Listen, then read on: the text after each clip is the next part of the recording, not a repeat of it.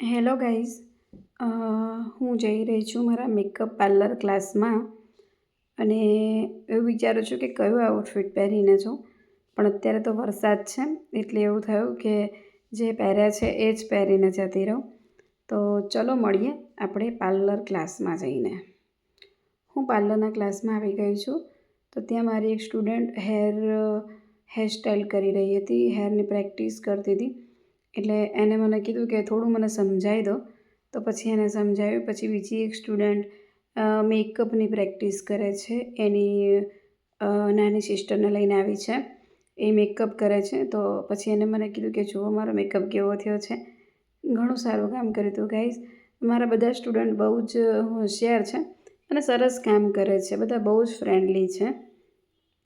અને એ અત્યારે leap liner કરે છે અને એ મને એવું પૂછે છે કે લિપ લાઇનર મેં ડ્રો બરાબર કરી છે કે નહીં. અને હું એને એવું કહું છું કે તારે ચિંતા કરવાની જરૂર નથી, બધું સરસ જ કરે છે તું.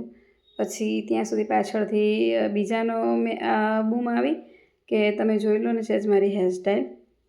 પછી મને એમ થયું કે ચલો હવે આપણી સ્કિન માટે કંઈક કરીએ એમ. બહુ જ ડલ ફેસ લાગતો હતો મારો. એટલે પછી મેં કાલે જે વિડીયોમાં બતાવ્યો હતો એ જ ફોrever 52નો કોમ્પેક્ટ છે, જે ઓનલી કોમ્પેક્ટ હું લગાવવાની છું મારા ફેસ પર. હું લગાવી રહી છું અત્યારે. એનાથી મારો સ્કિન બહુ જ ઓઇલી છે. તો ઘણીવાર એવું થાય કે થોડી વારમાં ફેસ ચીકણો થઈ જાય, બહુ જ ઓઇલી થઈ જાય, એટલે સારું નથી લાગતું. એટલે પછી હું ઓનલી કોમ્પેક્ટ છે ને ઓઇલને કંટ્રોલ કરે, એટલે મને કોમ્પેક્ટ વધારે સારો ગમે છે.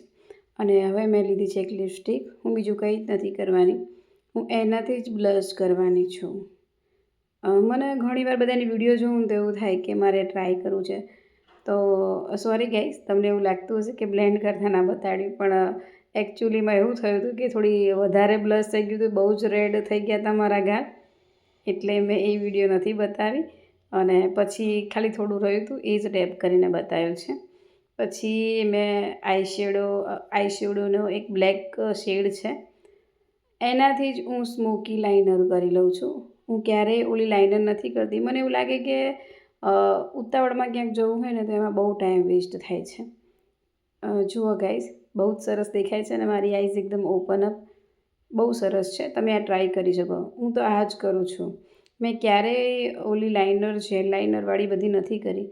હું આવી રીતે કોઈ ડાર્ક કલર હોય ને, જેમ કે બ્રાઉન હોય, બ્લેક હોય, એ આવા બ્રશમાં લઈ લઉં અને પછી એને જ લાઇનરની જેમ લગાડી લઉં છું અને થોડી સ્મચ કરું એટલે મારી આઈઝ અને એમ બી મારી આઈલિડ્સ દેખાતી જ નથી આંખોમાં. એટલે મને એવું લાગે છે કે મને આઈ શેડો બહુ સારા નથી લાગતા. પછી એ જ લિપસ્ટિક લીધી અને બસ થોડી એપ્લાય કરી લીધી ફિંગરના હેલ્પથી. અને મને નેચરલ લિપસ્ટિક વધારે ગમે છે.